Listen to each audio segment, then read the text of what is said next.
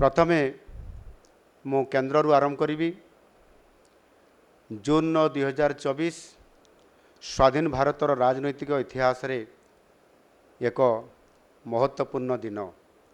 यही दिन आम देशर यशस्वी प्रधानमंत्री लोकप्रिय जननायक माननीय श्री नरेंद्र मोदी जी लगातार भावे तृतीय थर पाई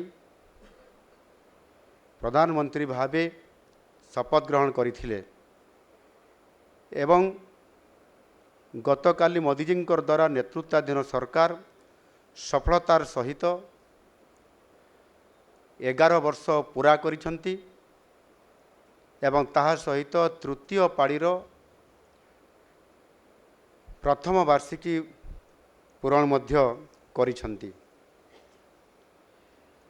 आमे समस्ते जानिचंती 26 मे 2014 ये प्रथम थर पाई शपथ नहीं मोदी सरकार सफलता निश्चित भाव में एक स्वर्णाक्षर रचित होकि रहिबो। या पूर्वरु एक दुर्नीतिग्रस्त अपारग एवं सारा देश में खेली जाइथिबा नकारात्मक भावना बदल रे एक आशार आलोक खेली जाइथिला। लोकंकर आशा भरोसा को मोदी सरकार अतुट रखिबारे समर्थ होइथिला। लोकंकर आशाकांक्षा को पूरण करिबारे माननीय मोदी जी मध्य संपूर्ण भाव में समर्थ होइथिले। एही 11 वर्षर सफलतार तालिका बहुत लंबा एवं जुगान्तकारी, किंतु मु जदि याकू अति संक्षेप रे कहिबा पई चाहिबी तले विशेष करिकी आम देशर सामाजिक राजनैतिक एवं अर्थनैतिक अवस्था अद्भुतपूर्व भाव परिवर्तन आसीथिला। देश रे एक स्थिर शासन सहित देश पाई तथा व्यक्तिगत स्तर रे बहुत लोकं को एथिरे फायदा मिलथिला। तेणु देश कथा कहिले मोदी सरकार सबुठारु बड़ उल्लेखनीय सफलता हेउछि संविधान अनुच्छेद 370 उच्छेद करी जम्मू और काश्मीर को देश सहित संपूर्ण भाव में जोड़िबा बा इंटीग्रेट करिबा। देशर महिलांकर राजनैतिक सशक्तिकरण पाई नारी शक्ति बंधन अधिनियम, ट्रिपल तलाकर उच्छेद, देश रे एकक जीएसटी प्रचलन एवं 2020 शेष एवं 2021 आरंभ रे सारा विश्व को जो जेभली भाव में कोविड आक्रमण करिथिला ता विरुद्ध रे लोकों को सुरक्षा देवा एभली एक गुरुत्वपूर्ण भूमिका मोदी सरकार द्वारा गोटिए पर गोटिए ये योजना को कार्यकारी करिबा एवं लोकों को सुरक्षित देवा। एवं जो कथा मु कहूतिली जे जो अद्भुतपूर्व परिवर्तन होइछि सेथिरे जदि आमे याकू आउ टिके सूक्ष्म भाव में देखिबा ताहले व्यक्तिगत स्तर सफलता जो थिरे एथिरु विश्व बैंक जो रिपोर्ट एबे आसीछि ये सद्यतम रिपोर्ट अनुसार 13 वर्ष मध्य देशर अत्यधिक दारिद्र्य रे बास करुवा लोकंकर संख्या 27.1% रु 5.3% को ह्रास पाई। अर्थात 27 कोटी लोक अत्यंत दारिद्र्य ताड़ना रे मुक्त हो पारिछंती मोदी जींकर शासन रे। गोटे मापदंड आपण माने मोदी सरकार साधारण जनता विकास विषय रे निश्चित भाव में आपण माने जदि तुलना करिवे ता उपरे आलोचना करिवे ताले निश्चित भाव में जानि परिवे। आज